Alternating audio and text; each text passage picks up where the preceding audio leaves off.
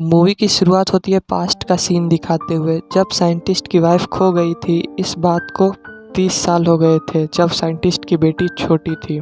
In fact इनको उस दिन एक मिशन पे जाना था, जहां इनको एक मिसाइल को किसी सिटी पर गिरने से रोकना था। क्योंकि ये मिसाइल बहुत बड़ा था तो ये लोग उसे रोक नहीं पा रहे थे, इसलिए साइंटिस्ट की वाइफ ने अपना साइज बहुत छोटा कर लिया ताकि उस मिसाइल के अंदर जाकर उसका सिस्टम क्रैश कर सके। और तब से लेकर अब तक साइंटिस्ट अपनी वाइफ को नहीं ढूंढ सके, और ये सब प्रेजेंट में वो अपनी बेटी को बता रहे होते हैं। वो उसे ये भी बता रहे होते हैं कि बेटा, अब उदास होने की ज़रूरत नहीं, क्योंकि तुम्हारी मदर बहुत जल्द वापस आएंगी। वो इसे स्कॉट का एग्जाम्पल देने लगते हैं कि स्कॉट भी उसी जगह में चला गया था, लेकिन संभव वो उस जगह से बाहर निकल आया। इसका मतलब तुम्हारी माँ भी वहाँ से वापस आ सकती है। अब साइंटिस्ट अपनी बेटी से कहता है कि 30 साल हो गए हैं, लगता है तुम्हारी मदर को समझ नहीं आ रहा कि उस कैप्सूल को यूज़ कैसे करना है, इसलिए हम एक ऐसी मशीन बनाएंगे, बिना छोटे हुए उस जगह जाएंगे। अब सीन शिफ्ट होता है स्कॉट पर। वो अपनी बेटी के साथ बहुत खुश था और उसी के साथ रहा करता था। पुलिस ने उससे कहा था कि तुम्हारे पास एंटमैन की स्किल है, इसलिए तुम उसे पब्लिक के सामने नहीं लाओगे। एक दिन स्कॉट का पाँव उसके घर से बाहर चल जाता है। ट्रैकिंग सिस्टम की मदद से पुलिस को ये खबर हो जाती है, तो वो उसके घर आते हैं। उनके साथ FBI एजेंट भी होते हैं। वो स्कॉट से पूछते हैं कि तुम बाहर तो नहीं निकले। इससे पहले स्कॉट कुछ बोलता है, स्कॉट की बेटी कहती है कि आप मेरे डैड को तंग क्यों करते हो, वो तो मेरे साथ सिर्फ खेल ही रहे थे। तब FBI एजेंट उसकी बेटी को समझाने लगते हैं। यहाँ पर हमें ये रिवील होता है कि उसे घर में रहने के लिए क्यों कहा गया था। वो पुलिस के मना करने के बाद भी कैप्टन अमेरिका के साथ मिल गया था, और इन दोनों के मिल जाने के साथ काफ़ी ज़्यादा डिस्ट्रैक्शन हुई थी। अब पुलिस ने एंटमैन को कहा कि एक कॉन्ट्रैक्ट पर साइन करो कि आइंदा ऐसा नहीं होगा, तो उसने ये बात नहीं मानी, इसलिए उसे 3 साल के लिए होम अरेस्ट कर लिया गया, जो कि एक तरह की हाउस जेल थी। वो इस दौरान घर के बाहर नहीं जा सकता था। FBI एजेंट उसकी बेटी को बताते हैं कि बेटा, इन 3 साल होने में केवल 3 दिन बाकी है।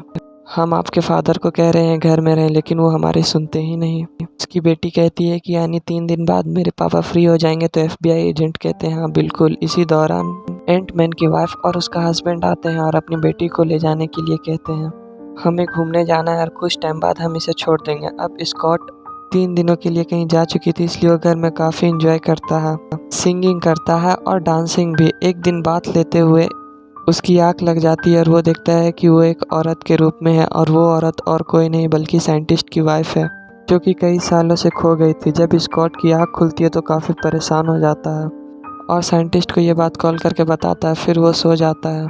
जब उसका आँख खुलता है तो वो साइंटिस्ट की बेटी के साथ रहता है। वो उससे पूछता है कि तुम मुझे कहाँ लेकर जा रही हो, तुम नहीं जानती कि मैं हाउस अरेस्ट पर हूँ। तो वो लड़की कहती है तुम फिक्र मत करो, मैंने तुम्हारे जैसा किसी रोबो को छोड़ दिया है जो कि तुम्हारे जैसा ही हरकतें करता है, और FBI एजेंट को कभी शक नहीं होगा। वो स्कॉट को अपने फादर के लैब ले आती है। साइंटिस्ट उससे कहता है कि मैं उस जगह जाने के लिए एक मशीन बना रहा हूँ जहाँ मेरी वाइफ कैद है, लेकिन कुछ समय चलने के बाद इस सिस्टम में एरर आ गया। तभी मुझे कॉल आ गई कि तुमने मेरी वाइफ को देखा है। इसका मतलब हमें कोई साइन मिला है, यानी मेरी वाइफ अभी भी जिंदा है और हम उसे बचा सकते हैं। मैंने तुम्हें यहाँ इसलिए बुलाया है कि तुम मुझे बता सको कि उस जगह के अंदर एग्जैक्ट है क्या, क्योंकि तुम उस जगह से बाहर आ चुके हैं। अब वो लोग मिलकर उस मशीन को स्टार्ट कर रहे थे, लेकिन उसमें बार बार एरर आ रहा था और वो मशीन स्टार्ट ही नहीं हो रही थी। तो थोड़ा बहुत चेक करने के बाद उन लोगों को पता चलता है इस मशीन को चलाने के लिए कंट्रोलर की ज़रूरत है। अब वो लोग उस कंट्रोलर को लेने के लिए एक आदमी के पास जाते हैं। वो आदमी साइंटिस्ट की बेटी को कहता है कि मैं एक शर्त पे वो कंट्रोलर तुम्हें दूंगा, तुम्हें ये सब काम के बाद अपनी लैब मुझे बेचनी होगी, क्योंकि मेरे पास एक कस्टमर है जो तुम्हारे लैब के लिए $700 मिलियन दे रहा है। साइंटिस्ट की बेटी कहती है कि तुम लोग मुझे खरीद रहे हो, मैं अपनी लैब तुम्हें कभी नहीं बेचूंगी, और वो वहाँ से चली जाती है। लेकिन वो वहाँ से जाने से पहले वही वेस्प सूट पहन लेती है और सबसे फाइट करती है, और वो डिवाइस लेकर जाने ही वाली होती है। तभी वहाँ पर एक गोस्ट आ जाती है। वो उससे रोकती है। जाहिर है गोस्ट के पास ये एबिलिटी होती है कि वो गायब हो सकती है और किसी भी चीज़ से क्रॉस कर सकती है। वेस्प में भी एबिलिटी थी कि वो अपना साइज छोटा या बड़ा कर सकते थे। इन दोनों में काफ़ी लड़ाई होती है, लेकिन ऐसा लग रहा था कि गोस्ट वेस्प से काफ़ी पावरफुल थी। वो साइंटिस्ट की बेटी से वो कंट्रोलर भी ले लेती है और उसके लैब को भी कंट्रोल कर लेती है। अब साइंटिस्ट के हाथ में कुछ नहीं रहा था, इसलिए वो अपसेट हो जाते हैं। लेकिन वो उन लोगों से कहते हैं कि एक साइंटिस्ट जो कि मेरा दोस्त है, जब मेरी वाइफ गायब हो गई थी तो हम दोनों ने मिलकर काफ़ी रिसर्च किया था कि किसी तरह से मेरी वाइफ को उस जगह से बाहर लाया जाए। हो सकता है कि वो मेरी हेल्प दोबारा कर दे। अब वो तीनों उस प्रोफेसर के पास जाता है कि वो उसकी हेल्प कर दे, लेकिन तभी वो देखता है कि वो गोश्त साइंटिस्ट के पास आई है। वो लोग हैरान होकर साइंटिस्ट से पूछते हैं कि ये गोश्त तुम्हारे पास क्या कर रही है, तुम लोग आपस में मिले हुए तो नहीं? तो वो प्रोफेसर कहता है रुको, मैं तुम्हें सारी बात बताता हूँ। प्रोफेसर साइंटिस्ट से कहता है कि याद है हम लोग कितने अच्छे दोस्त हुआ करते थे, लेकिन तुम्हें लगता था कि तुम्हारे द्वारा बनाया गया केमिकल दूसरे साइंटिस्ट चोरी करना चाहते हैं, इसलिए तुमने उन पर ब्लेम लगाया। तो एक आदमी तुम्हारा ही दोस्त हुआ करता था, उसने गुस्से में आकर तुम्हारे खिलाफ प्लानिंग शुरू कर दी, लेकिन इस बात से उसे भी इंडस्ट्री से निकाल दिया गया कि सब लड़ते ही रहेंगे तो रिसर्च कैसे होगी। इसलिए उन लोगों ने एक एक्सपेरिमेंट के दौरान उस जगह पर बहुत भयानक ब्लास्ट हुआ जिसमें सब मारे गए। सिर्फ एक छोटी बच्ची वहाँ पर बची जिसका नाम गोश्त है। मैंने ही उसे ख्याल रखा। तुम लोगों को लग रहा होगा कि ये असल की गोश्त है, लेकिन इसे एक डिजीज़ है जिसके कारण इसे बहुत पेन होता है। तुम लोग इसे गलत मत समझना। उसने तुम्हारी लैब इसलिए चुराई क्योंकि वो इस डिजीज़ को ठीक करना चाहती है। तंग आ गई है इस डिजीज़ से। जब इंडस्ट्री वालों ने इसकी ये एबिलिटी देखी, उन्होंने इस डिजीज़ को अच्छे से यूज़ करना सिखाया और उसे एक सूट भी दिया। लेकिन इसने बहुत ज़्यादा किलिंग करना स्टार्ट कर दिए और उस दौरान हमारी लैब भी डिस्ट्रॉय हो गई। मैं इसे लेकर यहाँ आ गया और हम साथ काम किया करते हैं। प्रोफेसर ने इन्हें बांध रखा था। अब ये तीनों काफ़ी परेशान थे क्योंकि इन्हें किसी तरह वो लैब चाहिए थी, क्योंकि ये गोश्त के लिए अपनी लैब को नहीं कुर्बान कर सकते थे। वो तीनों निकलकर एक जंगल में जाते हैं और अपने लैब को बड़ा कर देते हैं और काफ़ी एफर्ट्स डालकर उस मशीन को दोबारा स्टार्ट कर देते हैं। अब की बार उस मशीन में कोई भी एरर नहीं आता। वो तीनों काफ़ी खुश हो जाते हैं। अब वो मशीन एक जगह सिग्नल भेजती है जिसके कारण साइंटिस्ट की वाइफ और स्कॉट एक दूसरे से कनेक्टेड हो जाते हैं।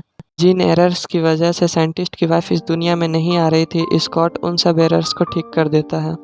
लेकिन पुलिस को कोई ये न्यूज़ दे देता है कि ये लोग अजीब एक्सपेरिमेंट कर रहे हैं और उनको उन साइंटिस्ट की लोकेशन भी दे दी जाती है। पुलिस वहां पहुंचकर इन सबको अरेस्ट कर लेती है। इस दौरान स्कॉट अपने घर गया था। स्कॉट आकर उनको दोबारा बचा लेता है। इसी दौरान वो गोश्त भी आ जाती है और उनसे लैब छीन लेती है।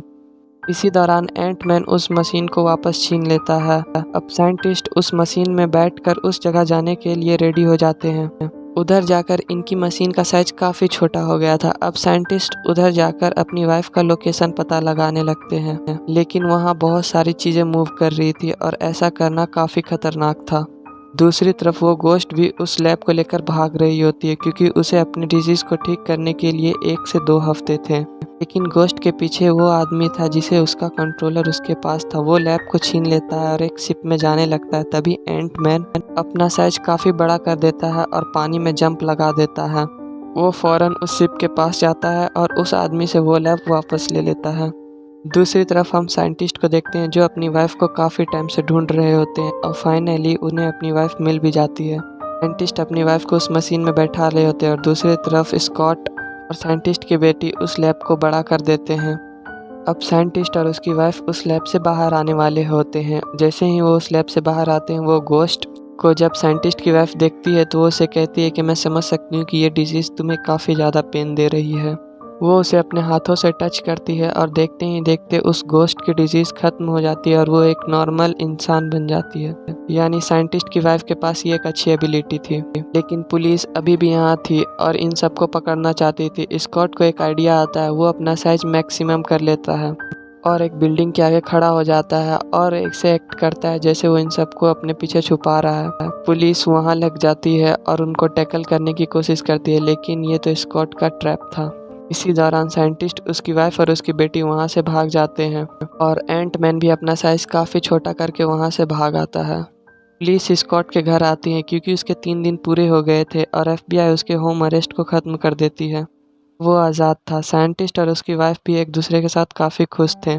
साइंटिस्ट की बेटी स्कॉट के साथ रहने लगी थी और उसने उसकी बेटी को भी एक्सेप्ट कर लिया था और फाइनली ये मूवी एंड हो जाती है।